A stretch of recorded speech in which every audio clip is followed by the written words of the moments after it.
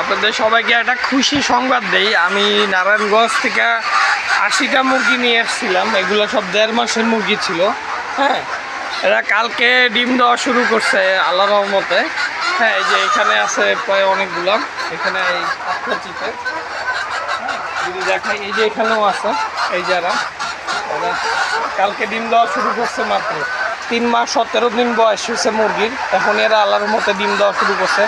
বাইরে ওদের ধারায় বৃষ্টি পড়তেছে। বৃষ্টি মানে মুরগির জন্য খুবই ভালো। বৃষ্টি আর এলো শীতের সময়টা, এই জন্য মুরগির থেকে তাড়াতাড়ি ডিম পাওয়া যায়। মুরগি যদি ঠিকঠাক মতো যত্ন হয়, এই সময় মুরগির থেকে অনেক ডিম পাওয়া যায়। সেটা যেই মুরগি হোক, দেশি হোক আর সোনালি হোক। যদিও আমার দেশি মুরগির ডিম, এই যে এরা ডিম দিচ্ছে কালকে থেকে। এরা ডিম দেওয়া শুরু করছে আল্লাহর রহমতে। এই